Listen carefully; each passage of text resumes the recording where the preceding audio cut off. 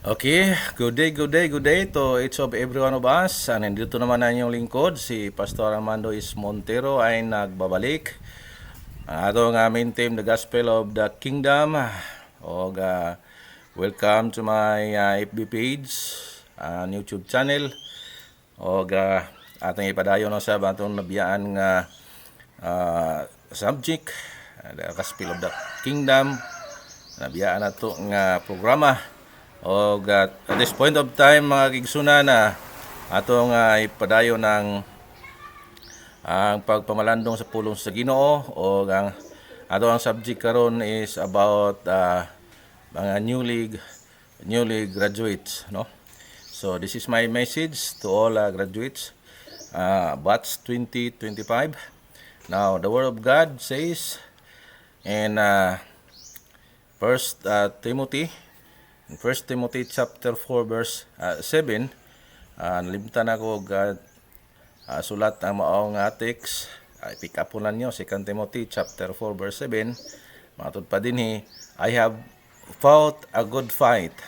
I have finished my course. I have kept the faith.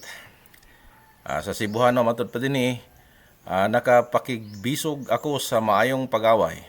Natapos ko ang akong paglumba. Akong gibantayan ang pagto. Igalaigson, especially akong i-address sa mag-ong na-graduate sa elementary man, sa high school o college. O I believe nga naka-overcome kamong tanan sa mga hamon o challenge, tentasyon. O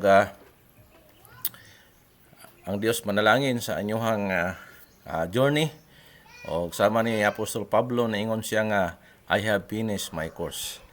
O I really appreciate sa inyong determinasyon, sa inyong dreams, sa inyong kining gitawag focused. O hinaot galaigsoon, this is the beginning sa inyong success. O sa inyong pag-graduate, dili pa na mao ang katapusan, kunili the beginning of the new level sa inyong journey sa secular. I hope nga sa kining gitawag nga cabinet training, mao gyapon inyong mentalidad sa pag determine, sa pag fight, no? I have fought a good fight. Inyong gyapon malusutan ang tanang hamon o challenge sa maong cabinet training.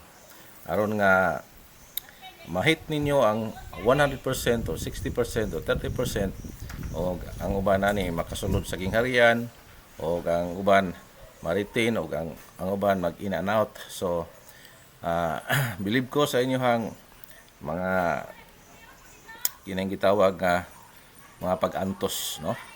So lastly, kalaigsoon,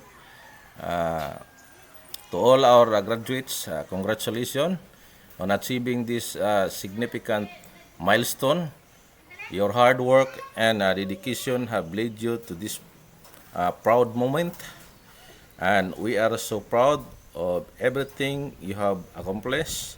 As you embark on your next chapter, may you embrace new challenges with confidence and continue to pursue your dreams. So, in English to higalaigson. So, inaot nga kamo na lang interpret ato. So, gyapon nga gamay lang akong time. O hanggang sa muli, magkita-kits tayo. O usbon ko, congratulations sa mga newly graduates. O follow your dreams. Continue nga mangarap, no? O ang tao nga adunay vision o mission o ambition, aduna gina siya direction. So God bless and bye-bye. Hanggang sa muli, magkita-kits tayo. O don't forget to like and subscribe my YouTube channel and share to other people. So bye-bye na gyud, no? Bye-bye for now. Thank you.